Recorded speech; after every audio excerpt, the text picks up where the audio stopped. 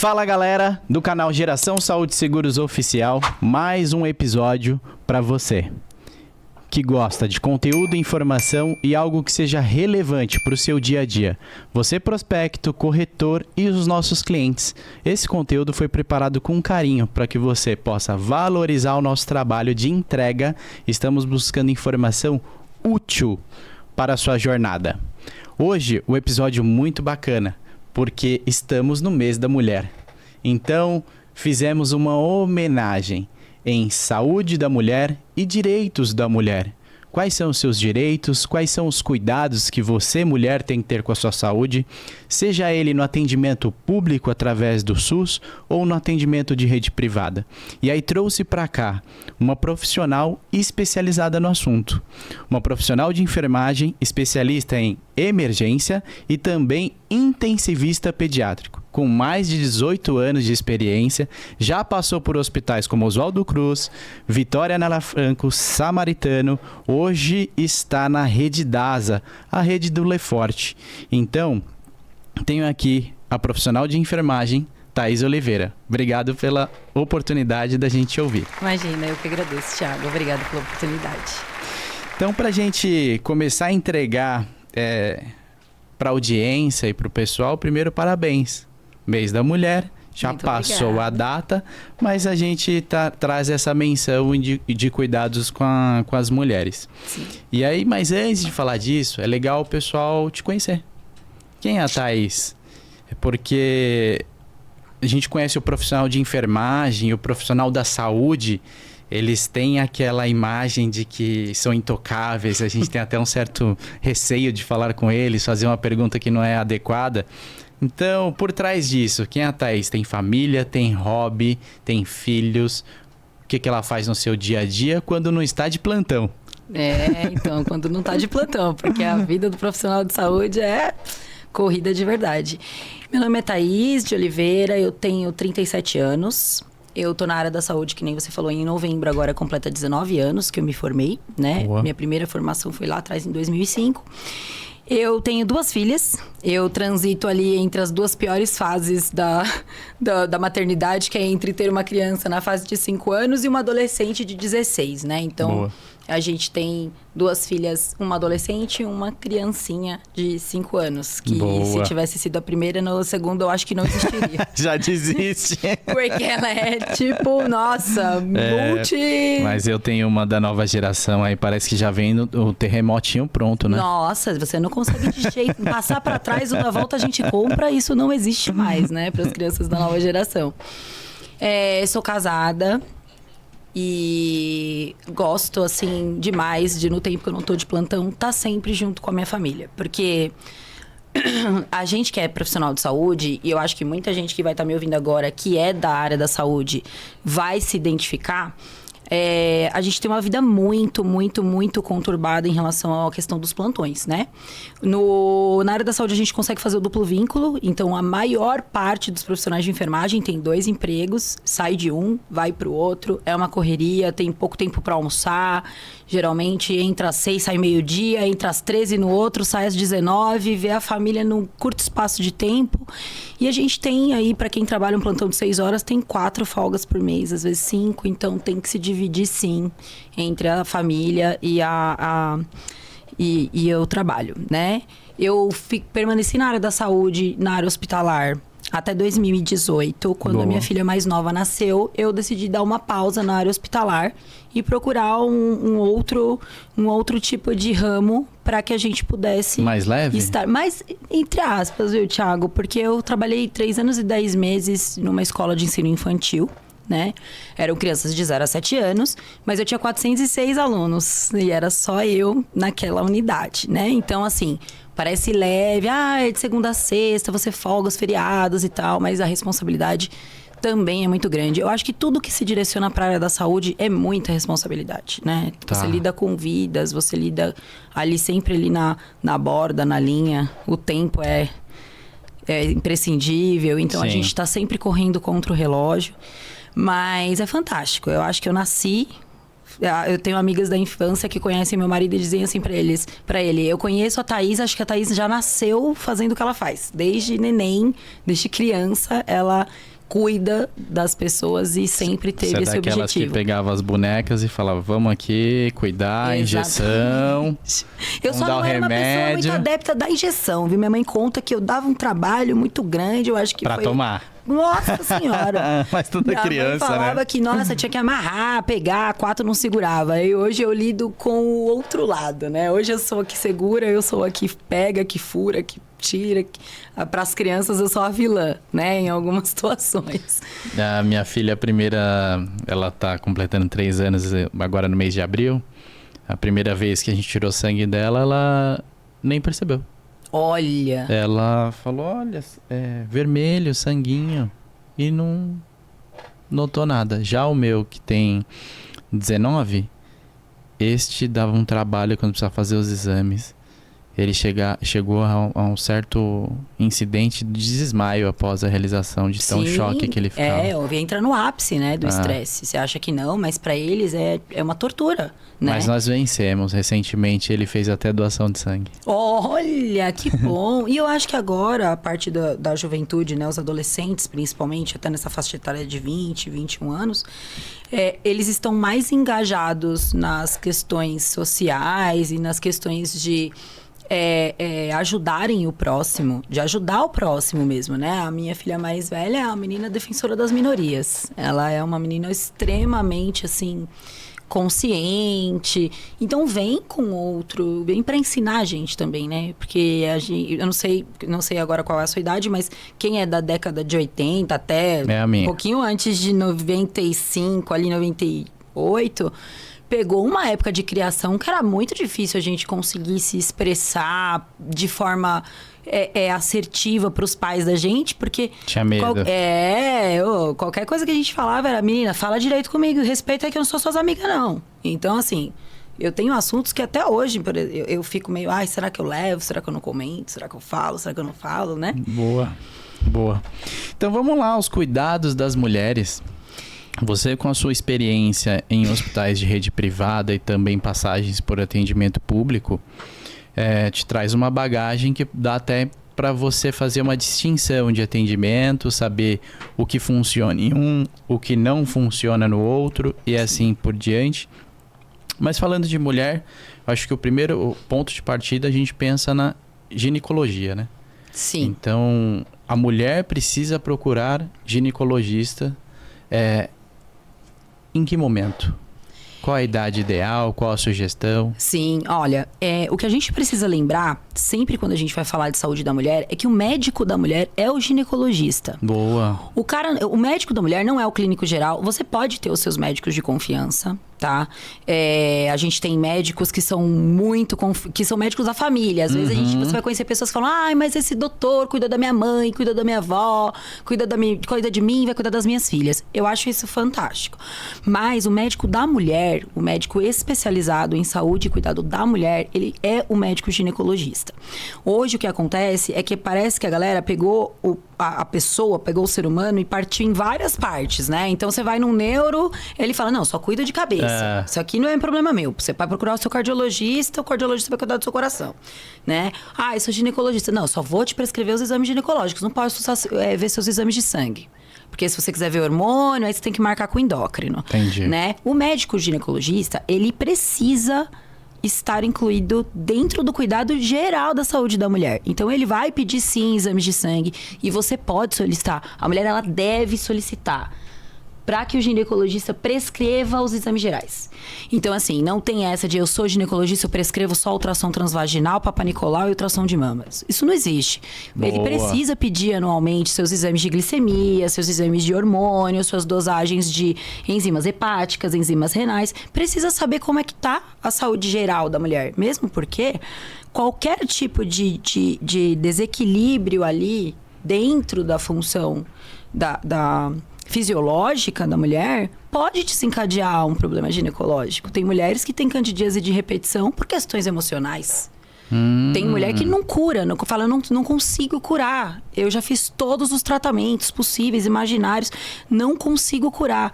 Por quê? Porque você vai levantar, sofre de ansiedade, sofre de depressão, faz uso de medicamentos que acabam descompensando a flora bacteriana natural da vagina e fazendo proliferar esse tipo de fungo. Então, assim, ele precisa olhar para isso com um olhar diferenciado. Ele precisa ter a percepção de quando ele vai encaminhar essa paciente, por exemplo, para um psicólogo. Boa. Porque o meu ginecologista, ele precisa ser o meu médico de confiança. Então, quando ele começa a consultar a paciente começa a estar chorosa, começa a mostrar alguns outros sintomas ali que não são muito... que são preocupantes, ele vai falar, olha, quero que você passe com uma avaliação com um psicólogo. Acho que é importante, né?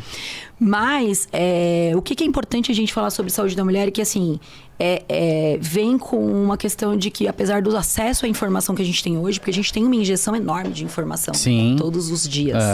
E o que vem junto? Um monte de fake news. Então, você vê um monte de mulher contando um monte de coisa que é tudo lenda. E você fala, cara... Por causa da internet. Da onde você tirou isso? Pelo amor de Deus. Isso é muita lenda. E aí ela, não, eu vi fulano falando e tal. Qual a idade ideal para você passar sua filha ou para que você, mãe, leve sua filha ao ginecologista?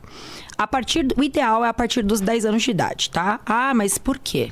Né? Quando você fala de ginecologista. Quando a gente fala de idade, é ideal a partir dos 10 anos. Antes dela virar mocinha? Isso. O ideal é que a partir do momento em que você começar a observar sinais de pré-puberdade na sua filha, o ideal é que ela passe por uma avaliação ginecológica. É claro que a gente dá uma média de mais ou menos 10 anos, porque a menarca, que é a primeira menstruação, ela vem ali a partir a gente considera ali mais... Qual o nome? Menarca. Nunca a ouvi primeira esse termo. menstruação da menina é chamada de menarca. E aí, o que acontece? É claro que você vai ter meninas que vão menstruar muito antes, né? Você vai ter meninas que menstruam com 8, 9 anos. Não é a regra, a exceção da regra.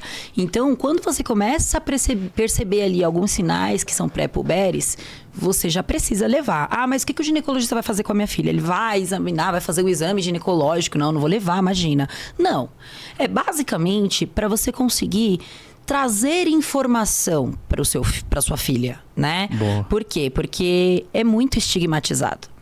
A menstruação da menina parece que é uma coisa assim, é um segredo, né? É uma coisa que ninguém pode ver, E aí isso pode ser prejudicial, porque ao não informar e talvez nem todo mundo vai da forma mais simples e comum, pode ter já algum incidente se ela não passar no médico? Sim, então é isso que eu ia falar, porque assim, o que ela precisa ter em mente?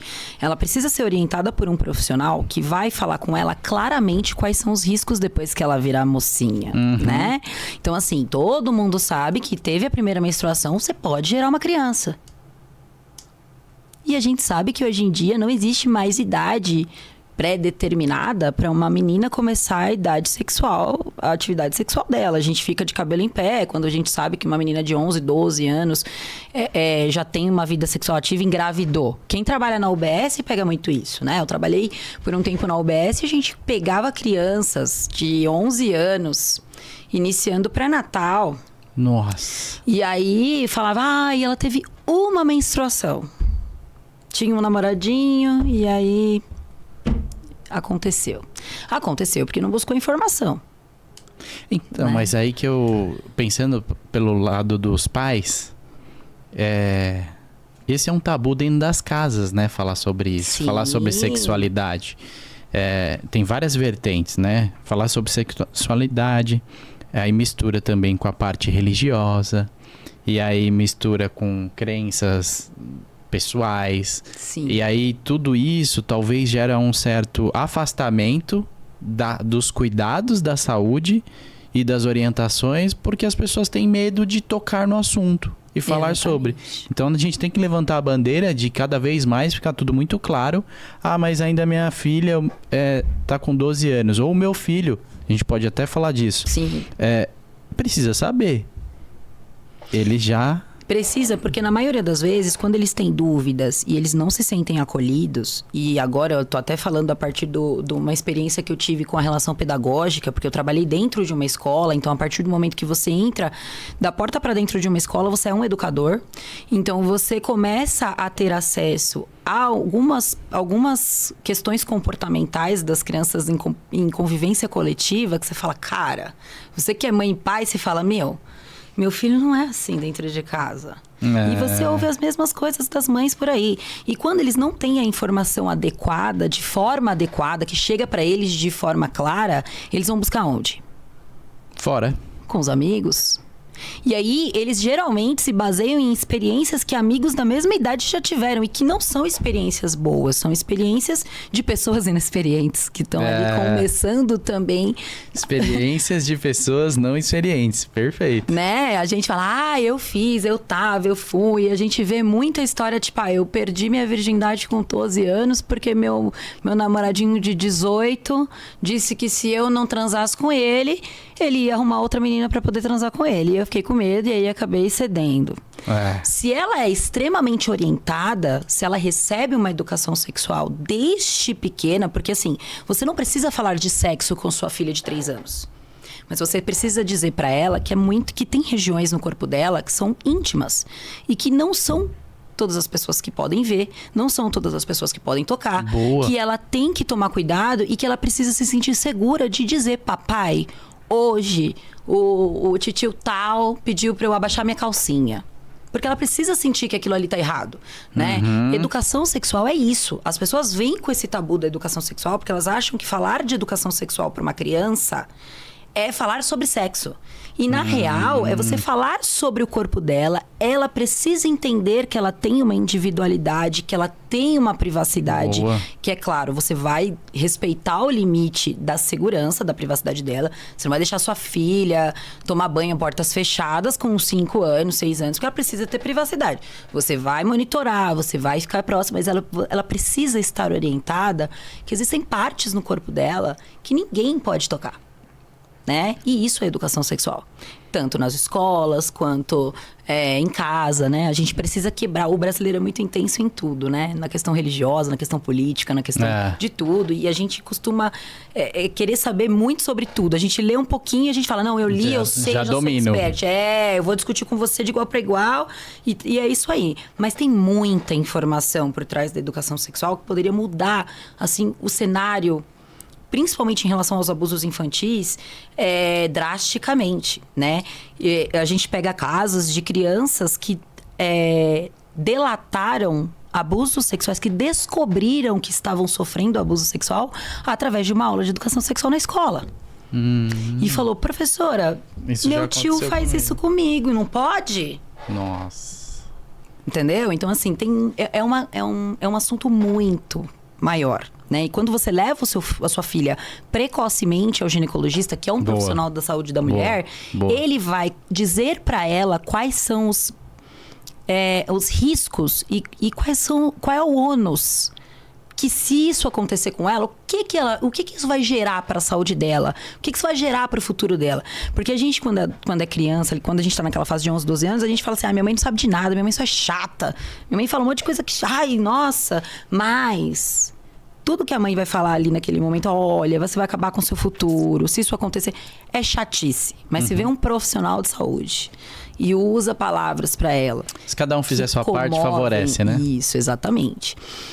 Então, a parte de procurar o médico precocemente entra nisso. Ninguém vai fazer um exame ginecológico na sua filha, mas vai examinar sim, vai olhar as mamas, vai ver se o crescimento da mama tá adequado para a idade, vai olhar a região pélvica ali para ver se já não tem um sinal de puberdade precoce, se é para aquilo tá acontecendo naquele momento e se não é. Né? Pode ser que ele peça um ultrassom pélvico, que é aquele que passa aqui na barriga pelo lado de fora, para ver se o aparelho reprodutor feminino dela é normal, se ela tem 2 ovários, se ela tem 2 trompas, se ela tem o útero do tamanho adequado, né? Então é importante a gente preventivos, levar o quanto antes. Né? Isso, sempre. Né? E no SUS a gente pode fazer isso também, tá? Não é só no sistema privado. A gente pode chegar na UBS e falar lá pra enfermeira do acolhimento, olha, eu queria passar minha filha tá com 10 anos, queria passar ela em avaliação ginecológica, como que eu faço? talvez você encontre ali um embarreiramento num primeiro momento, mas se você for ali fazendo com que eles entendam seus motivos, ela vai encaminhar, porque... Quando você fala em embarreiramento, por causa de cultura ou por causa de dificuldade de atendimento por parte? Demanda. Demanda, porque assim, a demanda do SUS é muito grande já para os pacientes que eles têm que atender. Então, assim, o ginecologista vai atender mulheres adultas e vai indicar... Eu tenho uma filha enorme, você quer que eu coloque aqui sua filhinha que ainda não... de 10 anos para eu falar para ela de menarca? Por favor, né? Vai falar para ela ir na sua casa? Entendi. Entendeu? Por quê? Porque você tem uma demanda enorme. E aí você tem que urgenciar determinadas coisas que realmente são urgentes.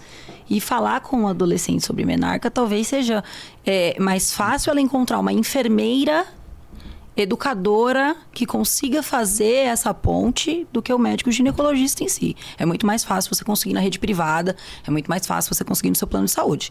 Porque eu, por exemplo, que tenho 2 meninas, eu procurei, a primeira vez que eu fui levar minha filha adolescente para uma avaliação ginecológica, ela tinha 9 anos, e eu procurei uma ginecologista especializada em atendimento ginecológico pediátrico no plano de saúde. E eu achei, entendeu? Então, assim...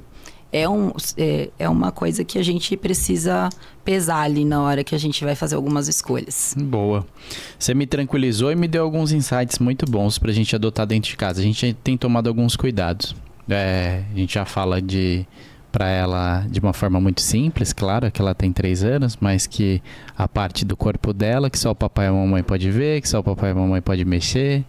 De uma forma ainda muito amigável, muito amistosa, para que ela comece a perceber já algumas coisas. Ninguém mais pode mexer. Sim. A não ser que o papai e a mamãe estejam junto e autorize aquilo. Então, ótimo. A gente direcionou a mulher para os seus primeiros contatos. Porque eu costumo valorizar muito a mulher, que eu falo que os homens não teriam essa condição. O homem, quando ele pega uma gripe, da mais simples possível, ele já fica em casa, derrubado, já não quer fazer nada, já não quer andar, já não quer correr, já não quer... Viu? Não, já era. A mulher, ela tá mensalmente com dores, com sangue, com pensamentos, porque trabalha com todos os hormônios. Sim. Não é somente o ato do sangrar. Não é menarca, né? No caso, a menstruação. Não é a menstruação em si, mas e sim a quantidade de hormônios e essa oscilação que vai gerar na mulher. O homem não aguentaria isso. Então, oh Deus, como é sábio, né? Isso é verdade, viu? Como é sábio. Fora que, assim, metade dos processos e dos procedimentos que a mulher tem que se submeter para cuidar da saúde íntima dela, você ouve alguma pessoa, algum amigo seu que tenha menos que 50 anos que fala assim pra você: eu vou ali no urologista pra ver como é que tá a saúde aqui do... Você não ouve. É verdade. Porque o cara só vai no urologista quando ele tem um BO muito grande. E ele fala assim, cara, eu acho que vai dar muito ruim, vou ter que ir. Mas se você falar pro cara, não, você tem que ir lá anualmente, o cara vai enfiar um espéculo, vai abrir, vai fazer, vai colher, ele vai falar, cara, você é doida. Vai que cai o negócio. E não é? Eu fui no urologista faz 2 anos. 2 anos? Depois que a bebê nasceu, aí eu fui pra fazer a vasectomia. E na última hora eu desisti. Mentira! Eu não... tá vendo como é importante o processo de 90 dias? Desisti. Sério? Fiz todos os exames, ele pediu tudo. Tava com a carta na mão. Carta na mão, ele falou, tá pronto? Aí eu falei, não. Aí ele falou, então não posso fazer. Eu falei, então, muito obrigado. Vocês não fazem. Se você dá uma rateadinha assim, ó, na frente do médico, ele fala, querido, vai pra sua casa, que a gente conversa mais pra frente. E assim foi. Então, introduziu a mulher nos cuidados femininos. Sim. Então, fez aquele, no primeiro momento, preventivo e orientação. E aí agora a gente vai para exames ginecológicos. Quando a gente fala de exames ginecológicos, é necessário que se faça a cada 6 meses, a cada ano. Qual é um período sugerido para quem tem uma saúde normal, não tem nenhum incidente, nem algo que precisa ser feito um acompanhamento? E também, isso é de fácil acesso quando eu falo em rede pública e rede privada? Então, na verdade é assim, exames ginecológicos, eles vêm acompanhado da questão da faixa etária, né? Então, assim, no SUS, você só vai conseguir ter acesso ao exame preventivo, que é o Papa Nicolau, por exemplo, né? Que mulheres com vida sexual ativa têm que fazer pelo menos uma vez ao ano. Você só vai conseguir ter acesso a esses exames depois dos 25 anos de idade. Tá. Então, o que é recomendado pelos médicos? Que a mulher inicie a coleta do exame preventivo a partir do momento que ela iniciar a sua vida sexual. Então, assim, se eu iniciei a minha atividade sexual com 15 anos e eu tenho uma vida sexual ativa, eu mantive essa vida sexual ativa, é recomendável que eu faça, sim, o preventivo, que é o Papa Nicolau, uma vez ao ano. Por quê? O Papa Nicolau, ele vai mostrar principalmente infecções pelo vírus HPV, que é uma DST, que é uma IST, né? A gente não fala mais DST, a gente fala infecção sexualmente transmissível. E ela é uma delas, né? Na adolescência, o que transita mais entre elas ali e eles, quando eles estão naquele comportamento de vida sexual ativa entre eles, é a clamídia, que também é uma IST, e a gonorreia. Então, se não tem preventivo, elas ficam abafando esse sintoma por muito tempo. E aí, como a mulher tem uma genitália que é mais escondida do que o homem, porque o homem, qualquer alteração que ele tem no pênis, ele consegue ver. Porque está exposto. Agora, a mulher, quando ela consegue ver algo exteriorizado na vagina, é porque a saúde da parte de dentro tá bem pior. Então, o exame Papa Nicolau, ele vem como um preventivo também para mulheres rígidas sexualmente ativas a partir dos 25 anos ou a partir de quando elas iniciam a vida sexual, uma vez ao ano. Agora, o médico te examinou, viu que tem alguma coisa ali que ele ficou meio desconfiado, veio um Papa Nicolau com o NIC, que é o marcador que eles usam, né? NIC 1, NIC 2, NIC 3, para definir o critério de risco. Veio com o NIC um pouquinho alto, ele vai recomendar que você repita esse exame em 6 meses. Tá. Para poder acompanhar justamente se isso vai evoluir ou se vai diminuir. Ou se ele vai parar ali naquele processo, não vai mais para frente, não vai mais para trás, ele vai falar, olha, não progrediu em 6 meses, vamos repetir daqui 6 meses. Então, para mulheres que têm qualquer tipo de alteração, de 6 em 6 meses, esse exame vai ser recomendado provavelmente. Para mulheres rígidas, que tem um Papa Nicolau inocente, que tem uma flora microbacteriana ali, que tá tudo bem, microbiológica normal, uma vez ao ano. Colposcopia e vulvoscopia, que também fazem parte do exame ali, que pode ser feito junto com o Papa Nicolau. Tem médicos ginecologistas hoje que já prescrevem Papa Nicolau, colposcopia e vulvoscopia. Tem médicos que prescrevem Papa Nicolau, se o Papa vem alterado, aí ele prescreve a colpo e a vulvo, que é um exame um pouco mais criterioso, que tem imagens feitas ali do colo do útero, né? Elas utilizam 2 tipos de reagente para melhorar a visualização do colo do útero, que vai ajudar a ver se tem alguma célula ali que não é normal, né? Eles também recomendam que seja feito para médicos que prescrevem o combo ginecológico uma vez ao ano, ou para médicos que veem que a paciente tem alguma alteração no Papa Nicolau, sempre que necessário. Quando o médico faz o exame de colposcopia e tem alguma alteração de colo, ele vai fazer uma biópsia. Então, por isso que é muito importante que a gente consiga chegar nessa fase da colpo. Na rede particular, você consegue ter acesso a esse exame até sem autorização prévia. Eu tô dizendo isso porque eu tenho dois planos de saúde, né? E nenhum dos 2 planos de saúde eu encontro embarreiramento para fazer meus exames ginecológicos, nunca encontrei. Então, assim, para a rede particular, você vai conseguir pegar o resultado, a prescrição do médico, ligar no laboratório indicado e aí você agenda. Eles vão te passar o preparo, você vai e realiza o exame.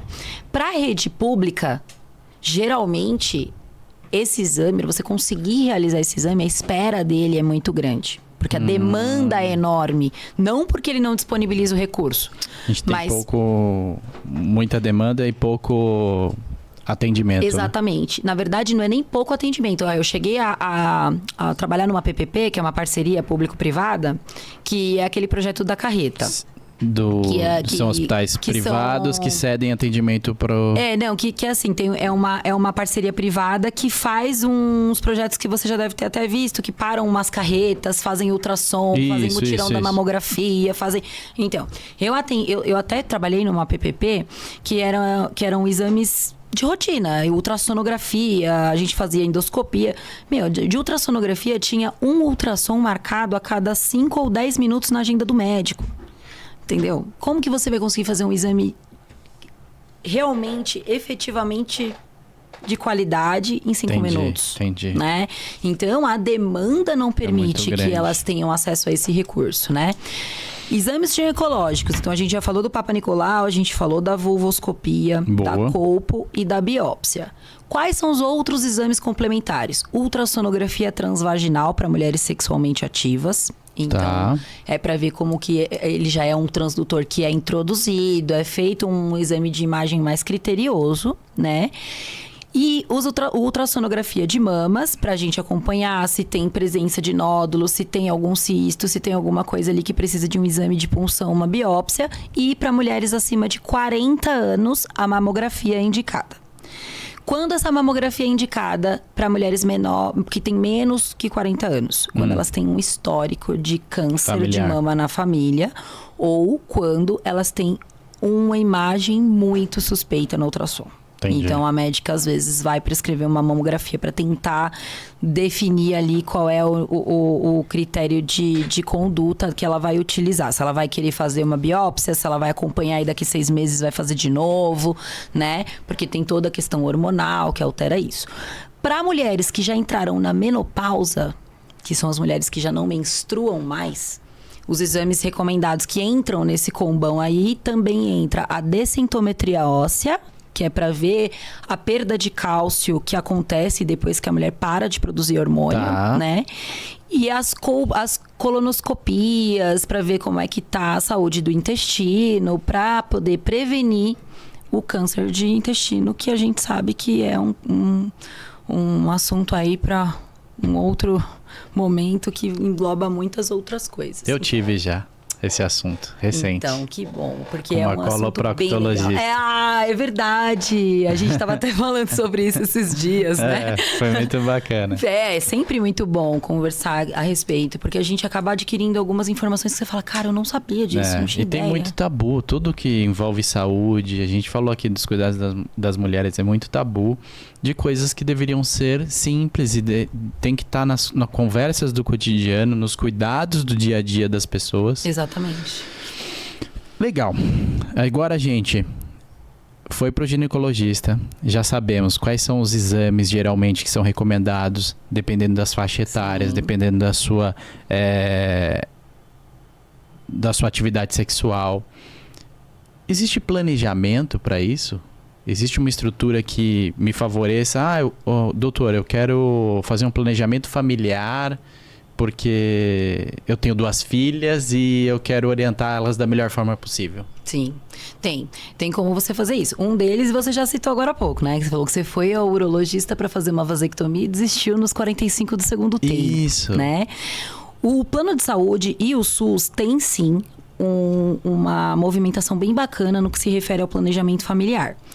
O que acontece é que o plano de saúde vai te disponibilizar algumas coisas que no SUS você não vai conseguir ter acesso e o SUS talvez te disponibilize algumas coisas com um pouco mais de dificuldade, mas que você não vai ter o plano de saúde, então você vai conseguir fazer seu planejamento familiar ali muito custosamente, mas sem precisar desembolsar aí talvez um dinheiro que você não tenha, né?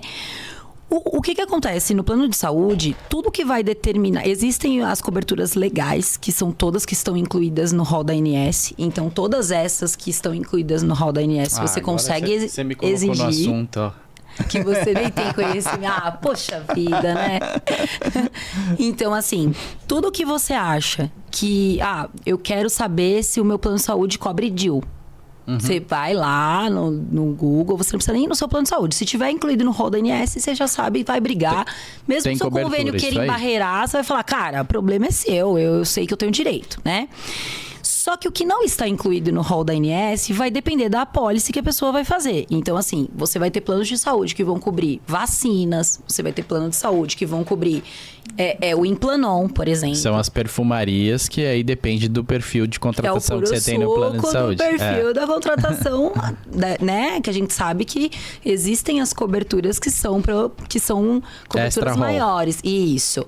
E aí, o que está incluído no rol da ANS, que é de direito da mulher, exigir que o plano de saúde autorize colocação de DIU de cobre ou do Mirena, que é o DIU de hormônio. Então, mulheres que têm endometriose geralmente não têm indicação da colocação do DIU de cobre, porque ele aumenta o fluxo menstrual e ele aumenta a cólica.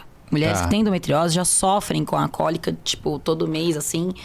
É muito difícil mesmo. Então, é um quadro que o DIU de Mirena, que é o DIU hormonal, é o mais indicado para esse processo, porque ele suspende a menstruação. Então, aumenta o fluxo e o outro pode suspender. Tem mulheres que, dependendo da resposta do organismo, ele diminui muito, mas ela ainda tem alguns escapes. Então, não significa que ela não vá menstruar mais durante os 4 anos que ela tiver com o DIU, porque ele tem uma durabilidade ali de 4 a 5 anos, o DIU de Mirena, né? O DIU de cobre tem determinados tipos de fabricantes que conseguem permanecer até 8 anos. Então, você tem uma cobertura bem bacana. Esses estão incluídos no rol da ANS, né? A laqueadura, ela vem como um direito da mulher porque ela é legal, ela é lei. A mulher tem o direito legal ao acesso à laqueadura, seja no SUS ou no plano de saúde. No plano de saúde, você vai encontrar menos burocracia. Então, você vai passar lá no seu ginecologista e vai falar, doutor, tenho 2 filhas, quero fazer laqueadura. Ele não vai nem te perguntar, ele vai nem... Olha, você não tem idade, você não acha que você é muito nova. Se quer, não, o que ele vai falar, tá bom, eu vou te passar os exames, o processo leva 90 dias, porque é um processo exigido por lei, né? Um período exigido por lei, então você precisa desse tempo, que é o tempo que a gente dá de arrependimento pra pessoa, é o tempo que dá pra... Acontece muita coisa nesse processo. Então, tem mulheres que procuram o médico pra fazer laqueadura e estão grávidas. E aí, no momento dos exames preparatórios, ele pede um beta-HCG bem positivo. Entendi. E aí mudou todo o planejamento. Aí ela vai deixar de fazer um planejamento familiar para poder fazer um pré-natal. Mudou completamente. Então, assim, a laqueadura também é coberta pelo plano de saúde porque está inclusa no rol da ANS. Né? Boa. No SUS, o que você vai ter acesso com relação ao planejamento familiar? Os contraceptivos orais e injetáveis, que o plano de saúde não vai te dar cobertura. Né? Nem eu acho que os extra rolls, você pode me dizer melhor, mas eu acho que eles não dão cobertura para anticoncepcional oral e injetável. Então, assim, no SUS você vai ter acesso. Geralmente são os anticoncepcionais injetáveis mensais ou trimestrais, dependendo da avaliação do médico, né? E os anticoncepcionais orais. Você vai ter a possibilidade de colocar o DIU de cobre, é o único que o SUS disponibiliza, tá? O DIU de Mirena o SUS não disponibiliza. O SUS disponibiliza também para pacientes vulneráveis apenas a colocação gratuita do Implanon. O que é o vulnerável para o SUS? Para pacientes vulneráveis para o SUS, moradoras de rua, adictas, que são pacientes dependentes químicas e alcoolistas, pacientes psiquiátricas. Então, essas estão ali incluídas nos vulneráveis, né? Que são pacientes que podem, em determinado momento, não responder por si. E aí... acontece deles ficarem aí, a galera, né? E aí existe esta possibilidade. A laqueadura também faz parte do planejamento familiar no SUS, então o que você vai fazer para poder aderir ao programa é assistir algumas reuniões. Eles vão pedir para que você vá lá e assista algumas reuniões, eles vão explicar como é o processo da laqueadura, né? Toda a questão. Eles vão tentar fazer você desistir também, eu queria te dizer, porque essa é a verdade, não adianta a gente agir com hipocrisia, porque eles vão falar bastante a respeito dos outros métodos contraceptivos menos agressivos, porque é uma cirurgia, né? Então, quando você tem uma cirurgia, você tem tempo de internação, você tem maior risco de exposição. Você vai tirar uma unha do pé, pode dar ruim. Então, os caras querem evitar o máximo possível de colocar você numa mesa e fazer um procedimento cirúrgico. Então, você assiste algumas reuniões e aí você está... Se você tiver um parceiro fixo, o seu parceiro fixo precisa assinar também, ainda existe isso, de ter a autorização do parceiro, se você é casado ou se você, né, mora junto com alguém. Se você não é casado e não mora junto com alguém, você tem que buscar outros meios de conseguir acesso a essa laqueadura. Né? Você vai conversar na UBS, eles vão te orientar melhor. Mas existem estes tipos de planejamentos familiares, né? No SUS, a gente precisa lembrar, Thiago, que é tudo muito em tese. Boa. Em tese, o SUS te disponibiliza o DIU. Mas, por exemplo, em estados do Norte e Nordeste, é praticamente uma missão impossível. Você não tem profissionais habilitados, você não tem o recurso disponibilizado naquele momento. A fila de espera é gigante. Então, é tudo muito em tese. Você tem que tomar uma canseira ali, provavelmente. E aí, você vai tomar uma canseira ali de espera. Não vai conseguir. Enfim, e até desistir. Procedimento cirúrgico, eu sempre... por mais simples que seja... Como no meu caso, você vai fazer a vasectomia, você entra lá, já sai, não sabe nem o que aconteceu. Mas é cirúrgico. Sim. E recentemente eu tive um amigo pessoal que fez vasectomia. E por incrível que pareça, ele teve infecção hospitalar. E achava que estava sentindo uma dor que era comum, uma dor da recuperação. Quando isso foi estendido por 1 semana, 2 semanas, aí ele teve que procurar um médico e ficou internado. Caracas! E ele foi a exceção da regra, viu? Porque geralmente exceção, são procedimentos que geralmente super é muito tranquilos. Exceção. Mas, é o que eu tô te falando, tudo depende da forma que vai ser feito aquele procedimento, entendeu? Então, não tem como dizer pra você que o procedimento... Fora que, assim, a laqueadura, ela é coberta pelo convênio, mas a reversão da laqueadura não é coberta pelo convênio. Então, se eu fizer a laqueadura e me arrepender, eu vou gastar uma grana pra reverter. Isso aí. Então, eles vão virar pra você e vão tentar até o último. Você tem certeza que é isso que você quer fazer? Porque daqui pra frente, acabou, a Inês é morta, né? Então, é isso. A respeito dos contraceptivos, do planejamento familiar, a gente tem uma gama grande e sempre... tem outros tipos de medicamentos e outras coisas entrando no mercado. É claro que nem sempre a galera vai disponibilizar de recurso financeiro para isso, mas tem as mini pílulas hoje em dia, né, que fazem bem menos mal à saúde. Menos mal, porque se você ler a bula do anticoncepcional, você não toma nunca. Entendi. Tem 1,5 metro quase de tamanho, sabe? Então, não tem dizer para você que ela faz menos mal, mas enfim... Vamos falar de um outro ponto super importante, que é os direitos de gestantes. Mas antes da gente falar disso, eu vou trazer um pouquinho mais de vida pessoal para cá. A gente tem um quadro que eu falo que transformando uma palavra em 3. Então, saúde, aí você vai falar prevenção, cuidados, alimentação. E aí eu selecionei 3 palavras para você. Primeiro é enfermagem. Enfermagem é doação, assistência e abdicação. Boa. Família. Eu acho que amor, acolhimento e compreensão, porque eu acho que são as que eu mais encontro, assim, na vida. A minha família é o meu maior colo, assim, sempre. Boa. E fé. Acho que Deus, persistência, porque para você ter fé você tem que ter persistência, e continuidade. É isso é para que as pessoas possam te conhecer através das palavras. Porque aí fala muito. O acolhimento me chama muita atenção. Porque é isso que a gente espera. E não ao contrário. Por isso que a gente, em alguns momentos da nossa vida, acaba se frustrando quando a gente espera o acolhimento e não encontra. E aí isso gera um desconforto grande. Sim. Porque é completamente ao contrário daquilo que você espera. E a gente tá sempre procurando lá em casa trazer o exercício disso para as meninas, né? A gente tá sempre repetindo para elas com constância que nós estamos ali para acolhê-las independentemente do que aconteça. Não que nós não vamos...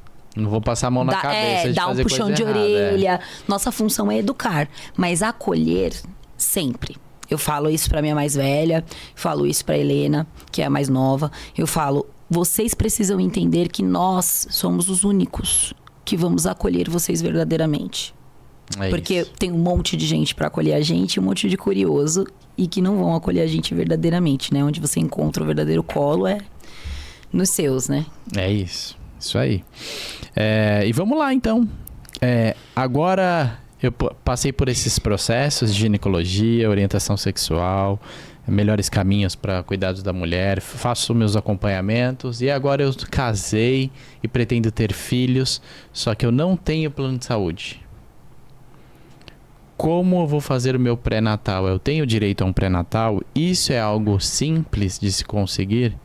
E aí a outra vertente, eu tenho plano de saúde, é tudo mais tranquilo? Quais são os exames, quais os acompanhamentos, quais as recomendações? Sim. Então, os direitos da gestante, eles começaram a ficar mais intensificados, né? Começaram a se criar leis de proteção ao direito da gestante de 2005 para frente, né? A minha primeira filha nasceu em 2007, isso ainda estava muito cru, então ainda era opcional dos hospitais liberarem ou não acompanhante na sala de parto, por exemplo, que hoje é uma coisa que a gente fala que é absurdo, mas em 2007, em 2006, a gente ouvia muitas pessoas falando assim, principalmente em hospitais públicos.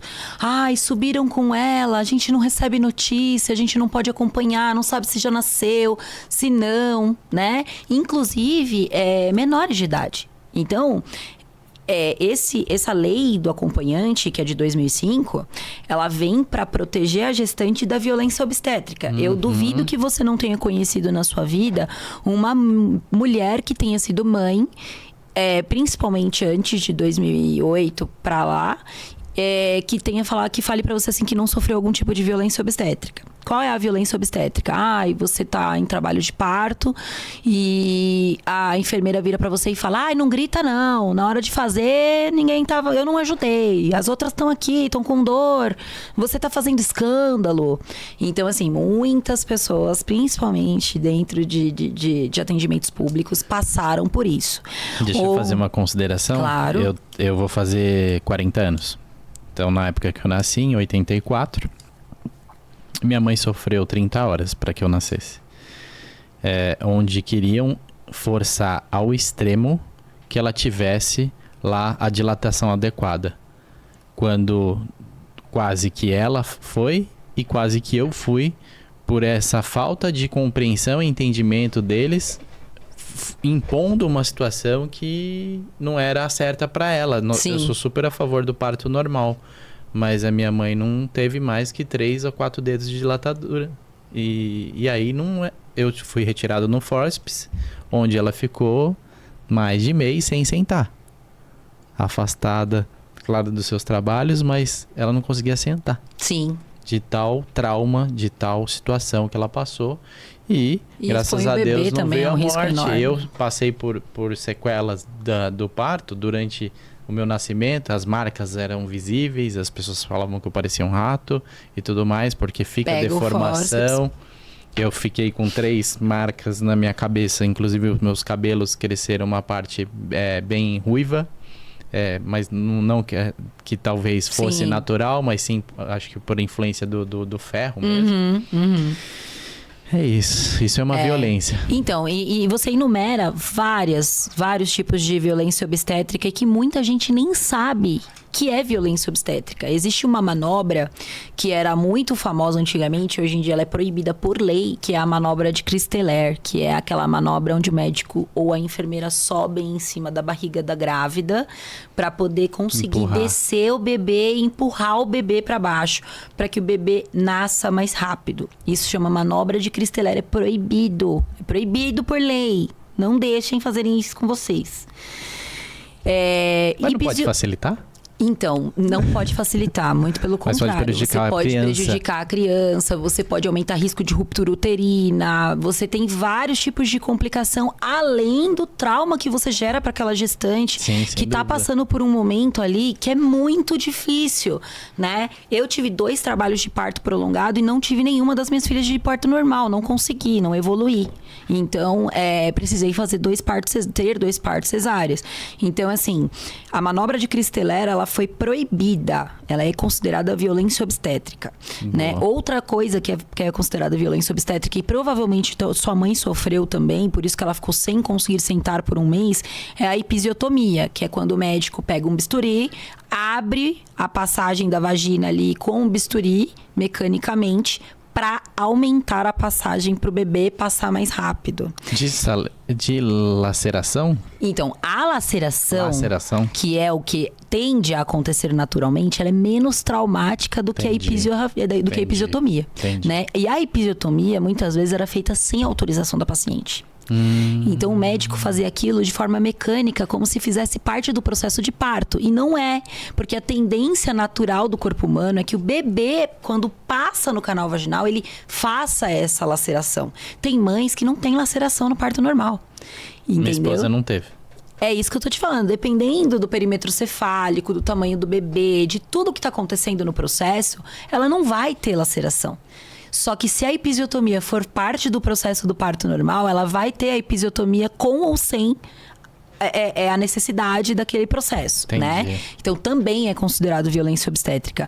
O que acontece é que muitas maternidades ainda praticam violência obstétrica por falta de informação da gestante. Então, assim, você que tá grávida, procura ler.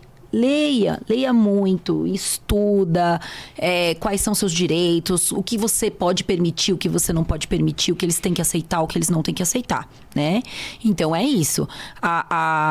No SUS, existe um documento, que eu não sei se você já ouviu falar, que se chama Plano de Parto. Já ouviu falar no Plano de Parto? Não. Plano de Parto é um documento com validade legal, que o Ministério da Saúde indica para que as grávidas façam, com a participação do parceiro, ou se você tem uma enfermeira doula contratada para te auxiliar, ela também ajuda na confecção desse documento. E esse documento ele vai ditar o tratamento que esta grávida quer ter no pré, intra e pós-parto. Entendi. O que ela quer que seja feito, a forma que ela quer que seja manejado toda essa questão. Se durante o pré-parto ela quer analgesia, se ela não quer analgesia, se ela vai tentar o parto natural, se ela não vai tentar, se ela quer banheira, se ela quer bola, se ela quer chuveiro, entendeu? Minha esposa não me reconheceu antes da analgesia, de tanta dor que ela tava.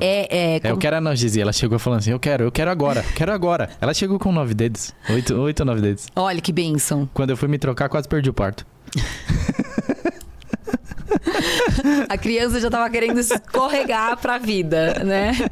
Mas é isso. Então, assim, você precisa se informar e colocar nesse documento o que você quer que seja feito com você e o que você não vai permitir, né?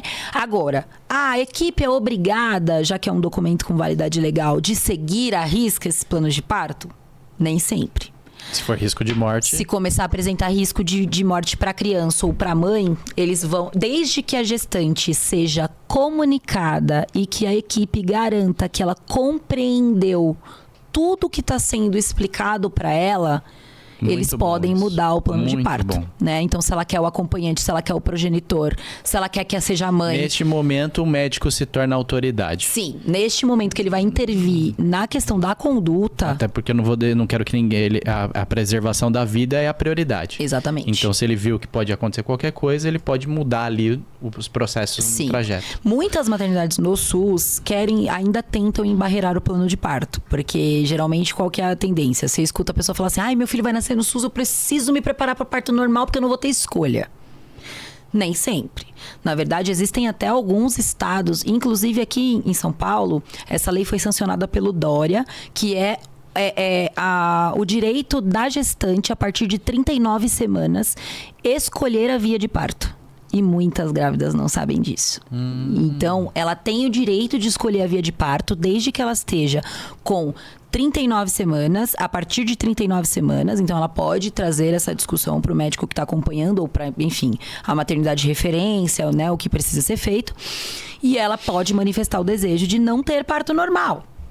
Ela quer um parto cesárea. O que acontece? O que acontece é que a maioria das gestantes que estão sendo acompanhadas pelo SUS, elas só procuram a maternidade quando elas entram em trabalho de parto. Entendi. E aí, quando elas chegam em trabalho de parto, a tendência é que o médico que vai atendê-la vá tentar induzir o parto. Mas, por exemplo, não receber o soro, que é a indução, não querer receber também é um direito da gestante. Então, ela pode falar, não quero que induza meu parto.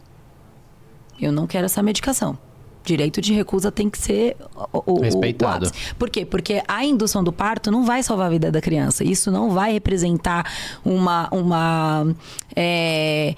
não vai ser uma carta na manga pra gente falar, não, vamos induzir, a gente vai salvar a vida dessa mãe, a gente vai salvar a vida da criança. A indução do parto, ela é só pra poder acelerar o tempo. E aí aumentam as contrações, a dor é insuportável, então elas têm o direito de falar, não quero indução, eu quero passar pelo processo natural. E aí, se eu tiver que ter analgesia, eu vou pedir analgesia, mas é um direito dela, né? No privado, você consegue exercer melhor esse direito. Escolha, né? Ponto.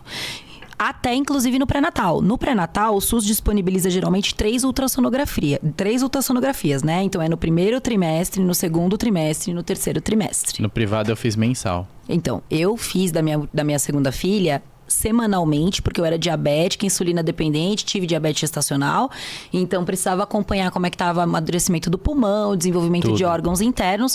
Então a gente fazia uma ultrassonografia com Doppler 3D semanalmente.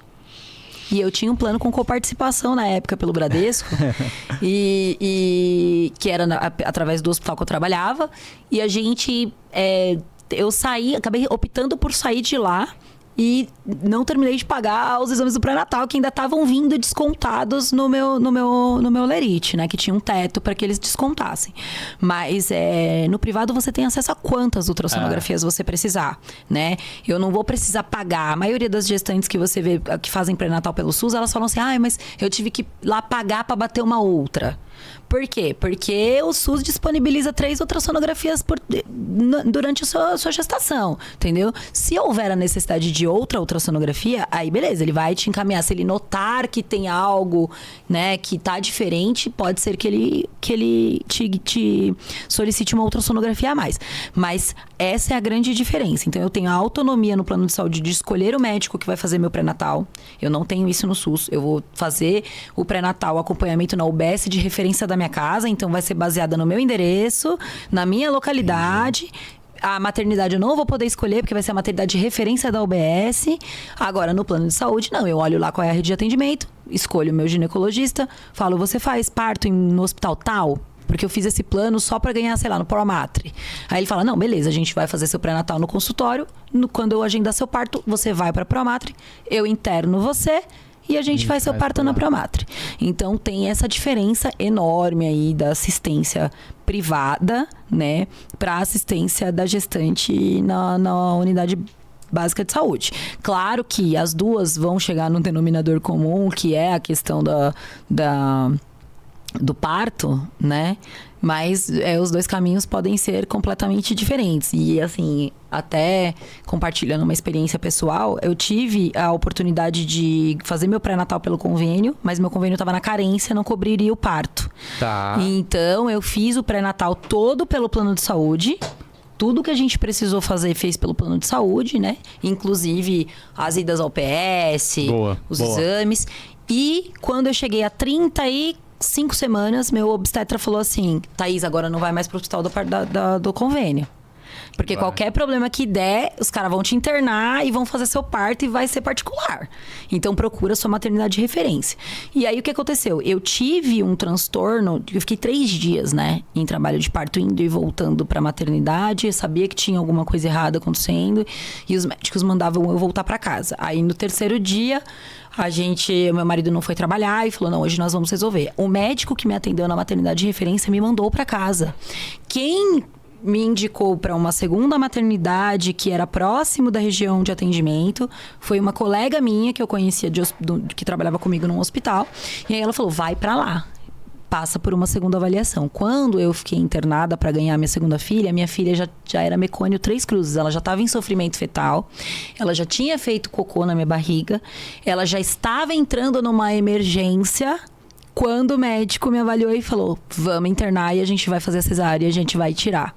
Então, assim, se eu tivesse esperado o tempo da primeira maternidade, talvez eu não estaria aqui contando essa história pra você, estaria contando outra.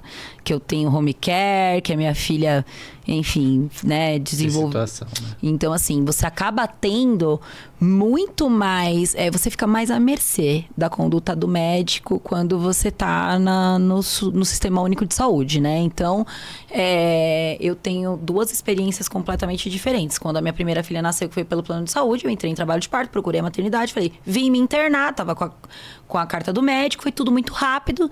Eu não tive esse problema, mas na minha segunda filha eu quase perdi a minha filha por conta de ter tido uma experiência com a maternidade. E era uma maternidade de referência de gravidez de risco. Nossa, que triste isso, né?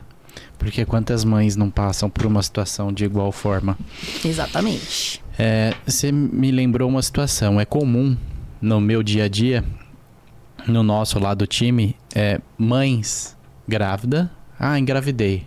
Não tenho plano de saúde. Aí elas vão desesperadas buscar uma contratação. E a gente costuma recomendar a contratação mesmo após a gravidez. Por quê? Justamente o que você passou. Sim. Então, todo o processo de pré-natal, as carências contratuais, elas se encerram com 180 dias. Então, o processo mais delicado, inclusive, da gestação, é fazer aquele acompanhamento final. Sim. Então, tudo vai estar coberto pelo plano para que ela faça o acompanhamento. Ela não vai ter direito ao parto, mas vai ser um parto, teoricamente, se encontra uma unidade de saúde que faça o procedimento adequado, teoricamente vai ser mais saudável, um parto acompanhado de todos os procedimentos que poderiam ser feitos preventivos antes. Sim. E principalmente, muitas crianças nascem e precisam de um atendimento de neonatal. O plano de saúde é extensivo para a criança do pai ou da mãe nos próximos 30 dias do nascimento. Sim. Então, se precisar uma emergência, mesmo que não tenha sido o parto pelo plano, a criança está coberta. Sim. Então, traz uma tranquilidade, uma segurança. Além de que, se eu tenho plano de saúde, mas porventura ali na 36ª ou 37ª semana eu tive algum incidente, precisar de um parto, aí é considerado emergencial nessa porque situação. ele é pré-termo, né? Isso. Ele é prematuro, né? Tanto que a carência para parto tá lá, 300 dias para parto a termo. A termo, a partir de 38 semanas. Isso aí. Né? E aí é interessante que até compartilhar uma experiência que as minhas 2 filhas... Existe um processo hormonal quando a mãe tá amamentando, que é o que acontece com meninas. A mãe transfere uma determinada quantidade de hormônio para essa criança. E essa criança algumas vezes libera um óvulozinho e tem um sangramento vaginal na primeira semana de vida. E minhas 2 filhas tiveram. Só que não adianta, mesmo que você casa de ferreiro espeto de pau, mesmo eu sabendo que era um processo natural que poderia acontecer, gente, não dá. Quando você abre a fralda do seu filho, tem sangue, você fala, cara, vamos pro pronto-socorro. E as 2 passaram no PS para avaliação, apesar de que não é recomendado, viu, gente? Que você leve o seu bebezinho recém-nascido para avaliar no pronto-socorro. Não leva, a não ser que seja uma emergência muito grande, não façam isso. Passou com um RN de Thaís, porque estava incluída no meu plano. Então, eu tive toda a assistência, né? E aí, depois que elas completaram os 30 dias, foram incluídas através do CPF delas. Mas também precisei de usar esses 30 dias de inclusão aí no plano da mãe. Boa. Ó, da minha parte, para a audiência principalmente, eu tenho certeza que você trouxe uma luz com relação a cuidados femininos, passo a passo, orientações, sejam elas para introdução da vida da mulher nesse mundo ginecológico, desse mundo de cuidados femininos,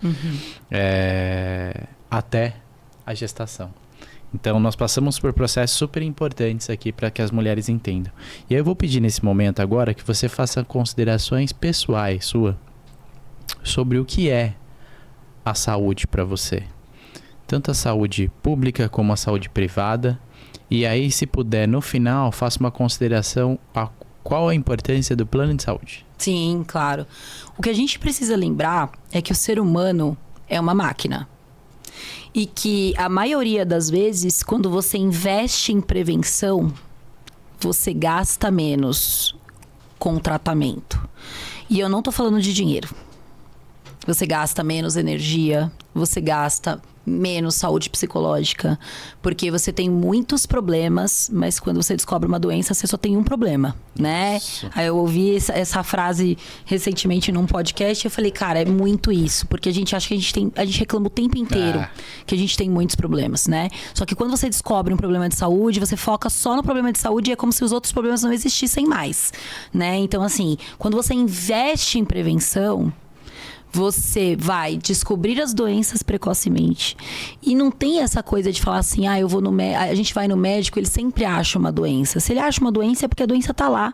E você não vai esperar ela te matar para você falar, poxa vida, poderia ter ido antes, né? A saúde da mulher e a saúde do homem, enfim, o organismo humano, ele é baseado nisso, né? Então, saúde é isso. É a condição plena psicológica, emocional, física, fisiológica, né? Onde você tem os direitos garantidos das necessidades humanas básicas.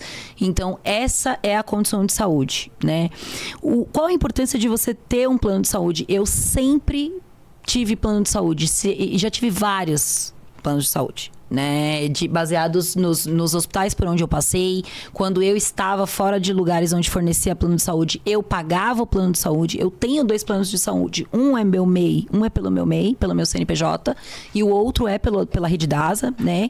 Então, assim, você consegue correr atrás da prevenção com maior facilidade. Então, se eu tenho um plano de saúde, por que não usar todos os recursos que ele me disponibiliza, né? Então, eu vou fazer os exames, eu vou ir nas consultas, eu vou consultar especialistas que eu não tenho acesso quando eu estou na rede pública.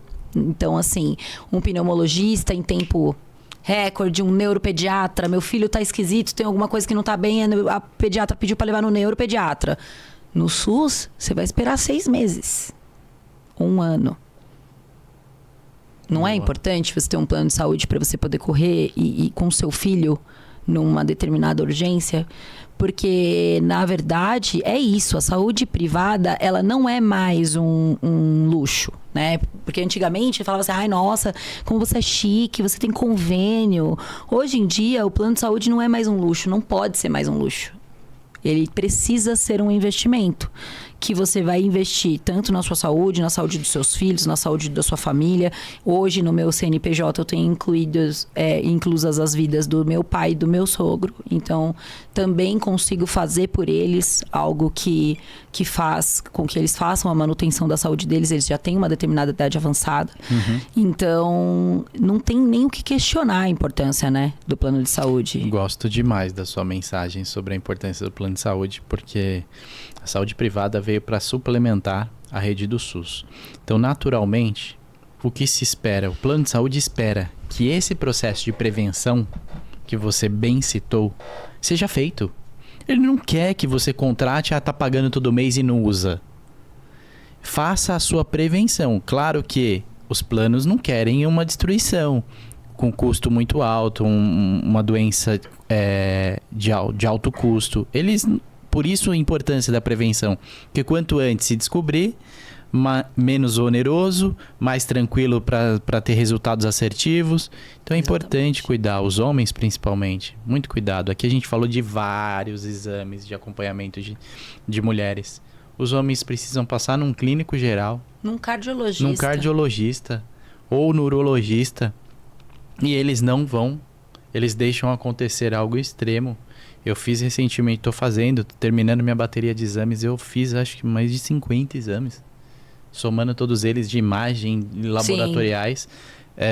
Mas para que você faz isso todo ano? Eu tenho uma pasta, exames de 2020, 21, 22, 23, levo no médico, quando eu vou para um novo médico, esse é o meu histórico, tá tudo na normalidade.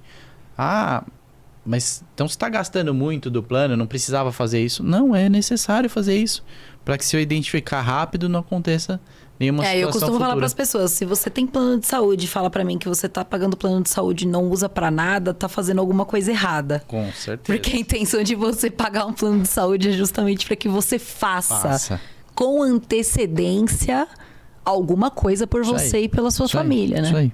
Isso aí. Muito bom, muito obrigado. Eu que agradeço. A mensagem foi dita. Agora aproveita para como as pessoas te procuram, se tiver alguma dúvida, rede social, pode mandar pergunta lá, não pode. Você faz algum trabalho de home care, você faz algum atendimento pessoal, claro que hoje você tem a sua agenda, os seus plantões, como que funciona isso? Vende seu peixe e deixa seus contatos para as pessoas te procurarem. Meu nome é Thaís Oliveira, nas redes sociais, principalmente no Instagram, eu tô como Taai_2. Então, sempre que vocês quiserem procurar, vocês podem procurar através de lá. Pode mandar pergunta sim, meu perfil é público, não é privado. Então, não tem problema nenhum me mandar pergunta. Eu sempre vou estar disponível para poder responder na medida do possível. Atualmente, eu faço os plantões na parte da manhã pela Rede DASA, mas eu também, na parte da tarde, sou palestrante nas empresas, né? Fecho parcerias, as empresas escolhem qual é o tema que elas querem que eu leve, um pouco mais de conhecimento, cuidados com a saúde, prevenção, né? Tudo que se refere ao cuidado com o ser humano. Emocionalmente, psicologicamente e fisicamente. Então, dentro desse ramo aí, tô começando a explorar melhor, a me aventurar mais aí no meio da comunicação. Então, me procurem e podem tirar as dúvidas que vocês tiverem. Tá, obrigado. Eu que agradeço a mais oportunidade, uma vez. Thiago. Foi muito bacana. Eu tenho certeza que os homens vão ficar com inveja e vão querer um episódio masculino. Porque esse feminino aqui foi de muita orientação para todas as fases e faixas etárias. Então, super importante para você também que está assistindo o nosso canal. Verdade. Para você que já curte, para você que já acompanha. E aí eu te chamo a atenção. Se você não ativou ainda o sininho, se você não ligou aí o seu alerta, se você não está compartilhando o nosso material, faça isso. Porque a gente está preparando os episódios com muito cuidado para que sejam informações relevantes para a sua vida. Da nossa parte hoje foi isso e eu espero que você tenha gostado. Valeu! Obrigada, Thiago. Boa. Tá de parabéns. E aí, foi tranquilo? Foi.